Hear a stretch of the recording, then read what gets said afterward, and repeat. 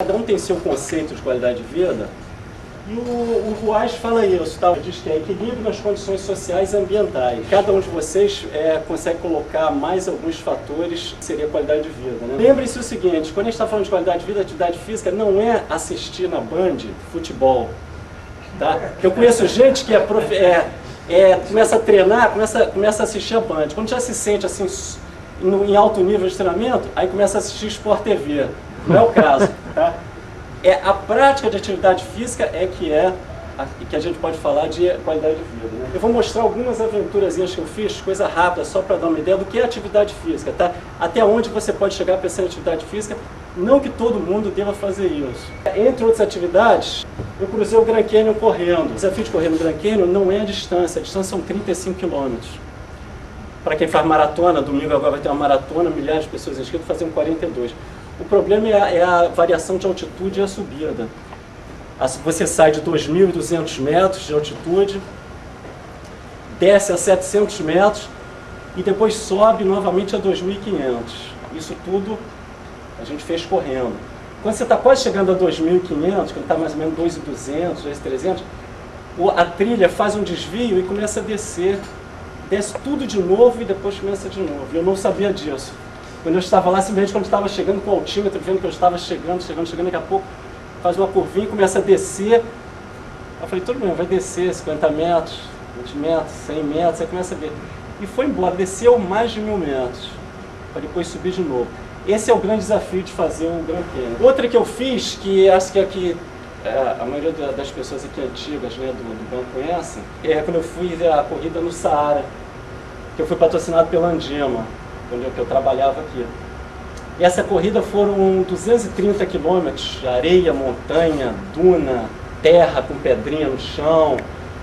E era a corrida feita em 7 dias. Você corria 30 quilômetros, chegava num acampamento, no dia seguinte outra largada, aí teve 40 quilômetros, teve um dia de 80 quilômetros. A gente cheguei de madrugada lá no acampamento. E no final você ganha uma medalhinha, pronto, tá, veja bem, medalhinha de 10 reais. O clima do deserto, a gente pegou extraoficialmente, que foi uma notícia que rolou lá entre os corredores. No primeiro dia tinha umas dunas e tinha uma equipe médica ali, eles mediram 58 graus. Extraoficial, porque dizem que o Saara não chega a isso, assim, condições na época do ano que é, mas eles mediram 58 graus.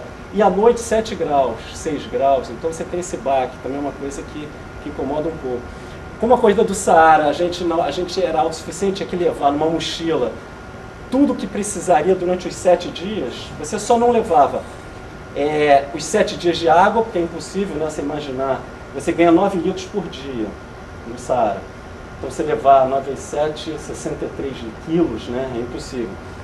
Então a água você ganha como numa corrida normal, você ganhava a cada 10 km uma garrafinha d'água. E a tenda era armada e desarmada pelos berberes contratados lá pela equipe. Mas fora isso, você levava tudo, o peso. Então eu comecei a correr com 10, 11 quilos. Depois que a comida foi acabando, o peso foi diminuindo, né? Mas é bem complicado essa coisa por causa desse tipo de detalhe, você ser autossuficiente. São trilhas emendadas que dão a volta na ilha, que normalmente as pessoas botam a mochila nas costas, uma barraca, e anda, acampa, quem faz rápido, anda rápido, faz em 4 dias. Quem vai mais se divertindo faz em 7, 8 dias.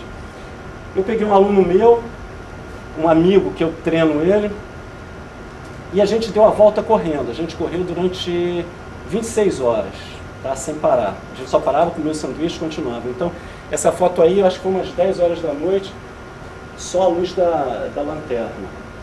Tá? A gente saiu 6 horas da manhã, chegamos quase 8 horas da manhã do dia seguinte. Temos a volta completa. Esse é o deserto que eu falei, deserto de Mojave. Olha só a diferença. Muito espinho, essas árvores, muito espinho, pouca árvore, mas muita vegetação. Patagônia também é alguma coisa mais ou menos perto. Aquele gelo que vocês estão vendo lá é uma das saídas de uma área chamada gelo continental, que é uma área, a maior área de gelo fora dos polos, fora da Antártica e da parte da Groenlândia, pelo norte. Isso aí é uma das saídas dela, tá? Eu fiz trekking ali, mas não foi no gelo, foi trekking caminhando por trilhas ali no Patagonia, é bonito, isso aí vale um passeio também, é bastante divertido. É claro que também não é só atividade física, isso aí foi um lazer. Eu estava na Costa Rica fazendo trekking e decidi fazer esse bungee jump aí, que na verdade foi uma das coisas que me levou à Costa Rica. Na verdade eu queria fazer trekking lá, mas esse bungee jump aí estava assim eu fiquei super excitado quando eu vi que existia. É uma ponte abandonada que passa um rio embaixo. A ponte tem, você conhece, Pé? Tem 87 metros de altura, o vão, né? E o pulo ali, vou te contar, nessa época eu já fazia escalada em rocha, e todo mundo, escalador, adora dizer que é 100% adrenalina, né? Depois desse pulo aí, eu passei a escalada 80%, 85% no máximo de adrenalina, porque pular de bungee jump, você olhando as pedras lá embaixo, aquele rio, você imagina, sabe, você acreditar que você vai frear antes de bater com a cabeça, e o elástico é calculado para você chegar bem perto mesmo, para assustar bem. Recomendo também Costa Rica, isso fica perto do aeroporto. Esse outro passeiozinho aí foi uma corrida de aventura. Quando a gente fez isso aí foi em 2000, essa corrida. Agora está bastante veiculado, você vê toda hora em televisão, a corrida de aventura estava começando no Brasil. Essa aí é a Expedição Mata Atlântica, ela dura 5 dias. O objetivo de uma corrida de aventura é você sair de um ponto e chegar a outro, a equipe chegar o mais rápido possível ganha. Só que durante o percurso você tem mudanças de atividade, mudanças de meios de locomoção. Então você pode estar fazendo uma caminhada num ponto, aí encontra a equipe de apoio com a sua bicicleta, aí você faz uma trilha de bike, depois você encontra um barco, aí faz um rafting, faz uma canoa canadense como essa aí, faz um rapel, tem um que é um cavalo, que na verdade não é cavalo para a equipe toda, você encontra um cavalo com uma equipe de 4, então 3 tem que ir correndo e 1 no cavalo. Então você tem que ir num ritmo que o cavalo aguente, que você aguente o cavalo.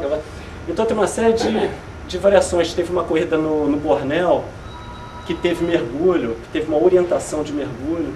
Então a ideia da corrida de aventura é você ter várias atividades. Essa daí a gente começou numa segunda-feira, 8 horas da manhã, e terminou, o limite final foi sábado, meio-dia. Então durante esse tempo você dorme quando quer, a hora que quer e se puder. Tá? A gente dormiu na primeira noite 3 horas porque era a melhor opção. As equipes de ponta, as equipes neozelandesas, americanas, estavam à frente da gente, à frente de todas as equipes brasileiras, e tinham se perdido. A notícia de um posto de controle para o outro era que eles saíram de um posto e não tinham chegado no outro posto, estavam perdidas num ponto. Quando a gente chegou no início desse ponto, falou, por que a gente vai de madrugada entrar e se perder à toa, né? Então a gente dormiu ali, quando estava começando a clarear, a gente foi e não nos perdemos. Tá? Então essa é a ideia. Teve a quarta noite, a gente dormiu 27 minutos.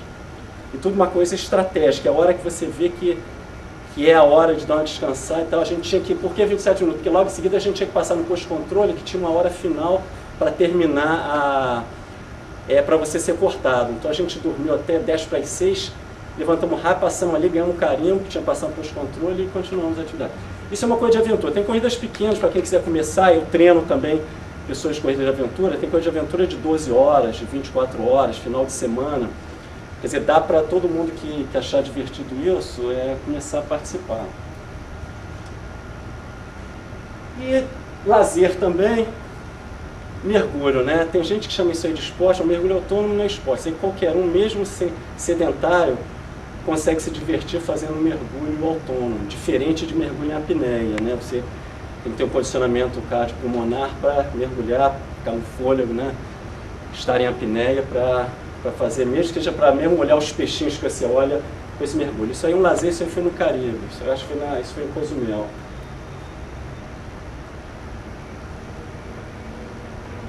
Escalada em rocha, isso aí é bastante divertido. Isso aí é a passagem dos olhos, quem olha ali a Pedra da Gávea, tem um ângulo ali que você vê aquele rosto. Isso aí é uma via que tem passando de um olho para o outro. É que chama passagem dos olhos. Lá embaixo é o Dois Irmãos, São Conrado. Isso é legal. E o treinamento, se você realmente quer fazer um trabalho sério, o treinamento físico para isso aí é bem específico, sabe?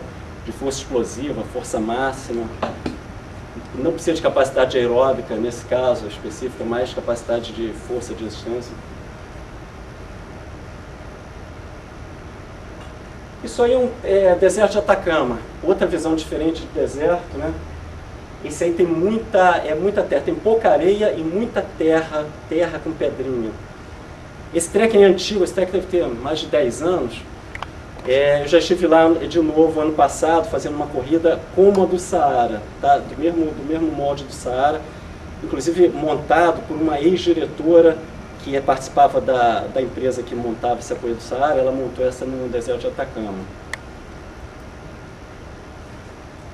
E isso aí eu fui meio de gaiato, entrei de gaiato no navio, alta montanha. Isso não é minha especialidade, mas eu tinha essa curiosidade de ver como é que funcionava meu organismo em alta montanha. Então eu fiz a única coisa que eu não devia ter feito. Vocês acompanharam mês passado, esse mês, os brasileiros no Everest. Tinham 3 equipes lá. Eles fizeram muita propaganda do Vitor e do Rodrigo, que só um dos dois chegou. Eles estavam tentando subir o Everest sem oxigênio suplementar, tá? Porque chega numa altitude que você está com 25% de oxigênio do nível do mar. Então, a caminhada, próprio dormir nessa altitude já é complicado. A ideia deles era subir o tempo todo sem oxigênio suplementar. Eles não conseguiram, essa temporada foi muito ruim, e eles ficaram, só um dos dois conseguiu subir e com oxigênio. Tinha outra equipe, que era do Valdemar, que foi o primeiro brasileiro a subir em 95, ele foi comemorar os 10 anos de Everest, e subiu pelo lado do Tibete com oxigênio suplementar. E tem um outro grupo, uma outra equipe, que é o Paulo e Helena Coelho, que eles sobem, que eles chamam de estilo alpino.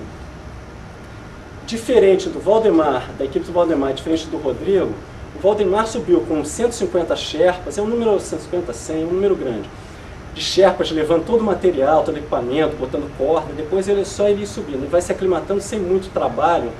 Não que seja fácil, não estou dizendo isso, mas ele não tem o trabalho de levar equipamento, tem os Sherpas que levam. E ele foi com oxigênio suplementar.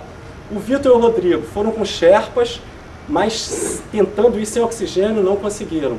E tem o terceiro grupo, que é o Paulo e Helena Coelho. Esse Paulo Coelho não tem nada a ver com o escritor, é um casal que eles estão tentando fazer no estilo alpino. O que é o estilo alpino? É sem Sherpa e sem oxigênio. Eles dizem que você não pode trazer a montanha, baixar o nível da montanha para você, que é você ter Sherpa, ter oxigênio. Você que tem que ir ao nível da montanha, ou você não faz ou faz direito. É a visão deles.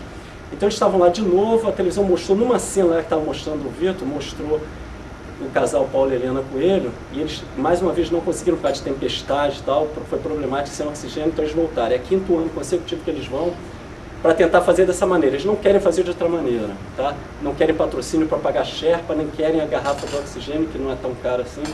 É uma questão filosófica deles.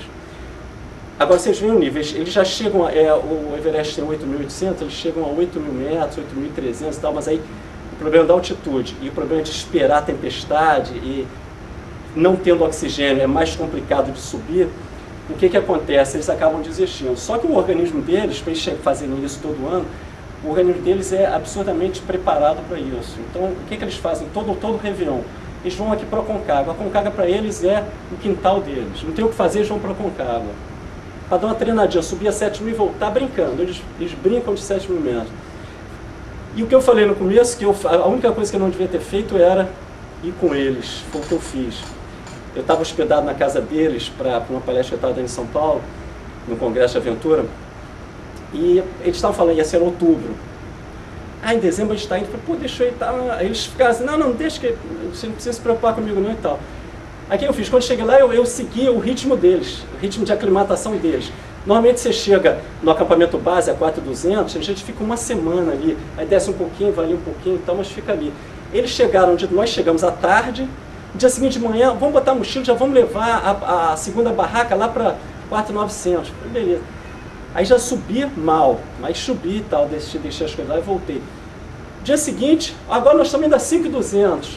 Aí eu fui mal, então voltei. Aí quando no terceiro dia estamos para já ficar, falei, ó, me esquece, aí abandonei eles, fiquei mais 2 dias lá, mas eu já estava totalmente não aclimatado e o organismo, depois que ele dá esse baque, ele não consegue se aclimatar. Eu cheguei a 5.500 e depois desisti e voltei para o nível do mar, tá? Mas o Aconcagua bem feito, bem treinado, que a gente vai fazer uma preparação para quem estiver interessado, que também é aqui do lado de casa, né? Aqui na Argentina. Preparação física, eu botei versus preparação desportiva, porque existe uma diferença entre preparação física e desportiva. Imagina só, você não joga tênis, acha legal, você quer treinar tênis. Você naquele momento está precisando de preparação desportiva e não preparação física. Digo, a prioridade. Por quê? Porque você não sabe nem segurar uma raquete, você precisa aprender os movimentos daquele esporte e treinar o esporte. Claro que se você quer a preparação, você está querendo jogar o tênis, mas quer estar com fôlego, estar com força, então você vai fazer uma preparação física para aquele esporte. A ideia da preparação física é você ter condições de preparar a pessoa para o objetivo dela. Tá? Se você está pensando em qualidade de vida, você está lá, terceira idade, e tem um netinho, e você gosta de levar o netinho no colo. A preparação física vai fazer o quê? Vai te dar força, vai te dar condições de você ter, preparar força para você levantar o seu netinho sem dar problema na coluna. Tá? É você, pensando em terceira idade de novo, é você trazer a sacola de mercado, ter força para trazer sacola de mercado. Tá? Você gosta, você mora num condomínio que você gosta de vir de ônibus, você usa o ônibus, não usa carro, e você mora numa casa lá longe, então você quer andar bastante, todo dia você tem que andar. Então você tem que andar da sua casa até a saída do condomínio para pegar o ônibus, eu conheço casos assim. Então você precisa ter uma preparação de caminhada. Então a preparação física é você preparar você para aquele objetivo, que pode ser a própria corrida.